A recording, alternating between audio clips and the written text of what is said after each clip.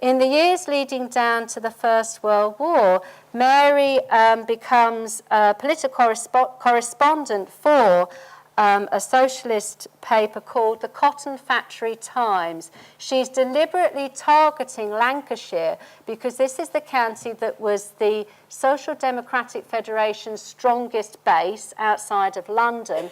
It's also a county associated with a strong tradition of working women. And so her target audience is those textile mill workers like Ethel Carney, who'd spent time at Babel House. So she's advocating within the Cotton Factory Times women's self-organisation within the socialist movement. In the war years, she's advocating support and expressing outrage at the imprisonment of John Maclean, probably the best-known Marxist educator of his generation, who'd continued the provision of Marxist education classes on the Clyde, and who'd continued his anti-war propaganda. And he's imprisoned during the war under the wartime legislation, the Defence of the Realm Acts, because of that agitation, and she protests that imprisonment, describing him as one of the best men she had ever known. And again, one of the sketches that's going round on the loop is showing Maclean, it's his speech from the dock, where he makes an impassioned plea and for the case of the workers and against supporting the internationalist position and against the workers' involvement in the First World War. She also campaigns on behalf of the defence of the right of asylum, which is under threat. There was strong moves to force those Russian political émigrés that I mentioned early on, that were part of her socialist connections in Labour, within the London Labour movement, to either go and fight for the Allies or go back to Tsarist Russia, which for many of them would have meant certain death at that point in time. And she takes up their case and the case of political prisoners, for which activity she is subjected to being observed by the special branch. Babel House becomes the headquarters of the Russian political prisoners and exiles relief committee. There's a police raid on Babel House. There's a police raid on the house of a friend that she's staying with in Birmingham. While she's there, she's distributing what was considered to be illegal literature on the right of asylum and the case for its retention. She herself is arrested and detained for 26 hours. And she writes about this in the Cotton Factory Times. And again, I'm going to sort of give a little brief quote. She talks about the fact that the releasing officer said that you, Mrs. Bridges-Adams, are not worth powder and shot. So she's sent home, but continues her agitation on behalf of the Russian political prisoners and the internment, against the internment of them as enemy aliens. Her health is broken pretty much by the struggles of the war years, and we're now thinking of a woman into her mid-60s. And if we think about the 1920s, she does not join the Communist Party of Great Britain. I began by talking about the fact that she described herself as an unattached communist, and it's in the 1920s that she offers that description. She continues her journalism, however, less frequent than it had been. In the war years, she's writing something every week. There were times when I wished perhaps she wasn't. She was writing on Christmas Eve, New Year's Day. I mean, literally, it's quite incredible, actually, if you look at that publication, because you are talking about very political articles that are clearly being directed at a particular audience. But, you get a flavour of the rhetoric that's going around on the loop, articulating a very strong vision of what she sees as the way forward in terms of an active role for working class women in the international and in the post-war reconstruction. So less active through the 1920s and the 1930s, but nevertheless still writing and still keeping up some kind of presence on the issues that I've already identified. She dies in 1939.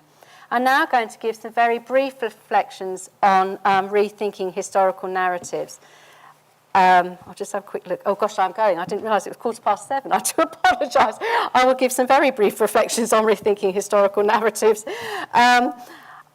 One of which is what I would want to say is that I am particularly interested in grassroots histories. Dylan's alluded to the fact that there can be few traces to work with, but I very much passionately believe that history shouldn't just be about the victors, it should also be about going beyond the official record, and should also be about looking at the margins and what we can learn from the margins and those peripheral currents, if you like, in labour movement thinking.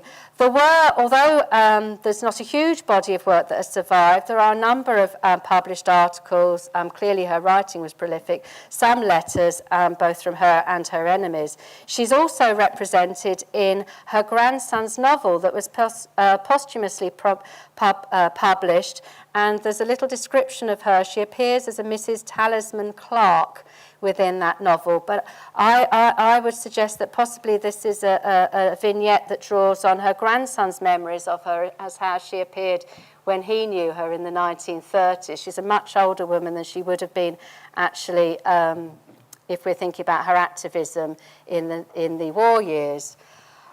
She has, as I suggested, been little more than a footnote in the history of education when I began my learning journey, and she's completely absent from labour history. Arguably, perhaps, individuals like Ralph Miliband, when he writes about the development of the Labour Party, he's talked about the fact that the critics, like Mary, were a threat to unity, so not part of the established story. I would argue that her specific historical utility as a subject is to demonstrate the place and importance of educational questions in the history of the socialist movement. She was an early advocate of a cultural practice that involved reforming institutions so as to change the trajectory of political consciousness as it was forged in early 20th century Britain. And I think her experiences are useful for plotting women's roles in British leftist oppositional networks, and I will leave it at that. I apologise, I hadn't realised it was...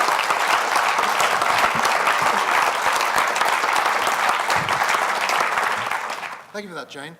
Tradition dictates that we do not take questions at inaugural lectures, but we do have our own tradition here at the Institute, that of inviting one of Jane's professorial colleagues to respond to her lecture, and I now invite Professor Miriam David to do so.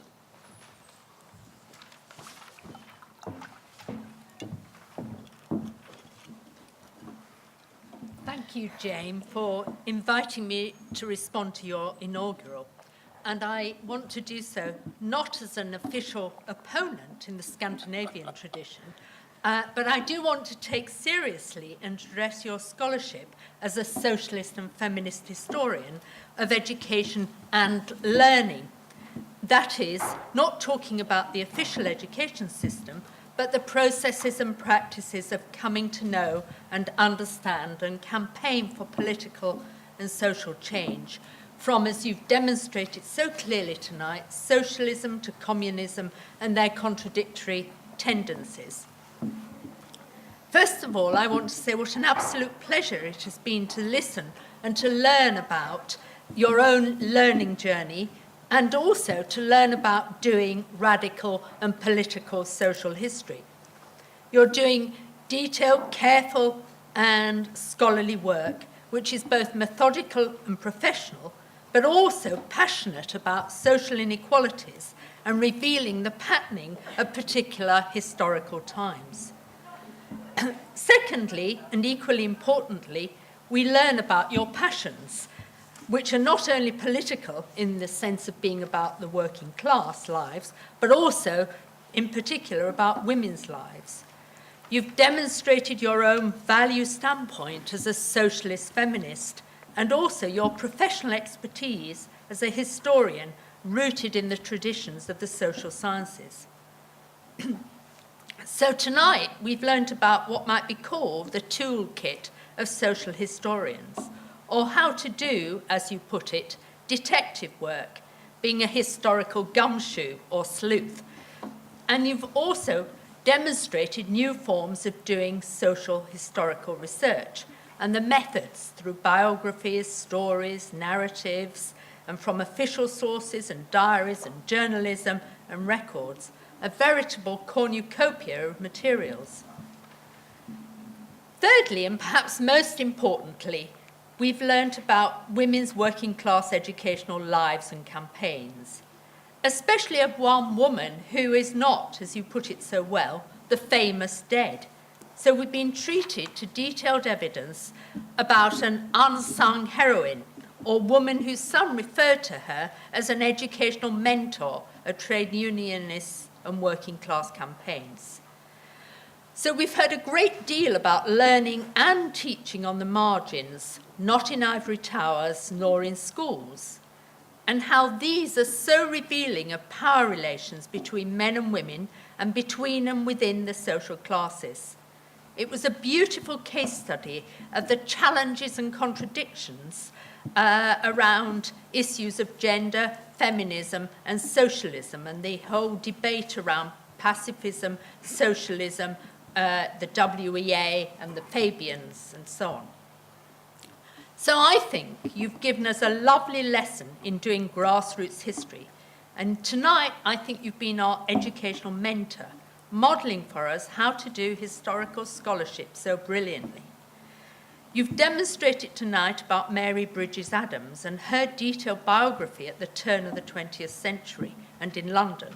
You've provided us with insights into educational policy making and politics around the London School Board, which was the precursor of the London County Council and the ILEA, whose demise 20 years ago was mourned last week.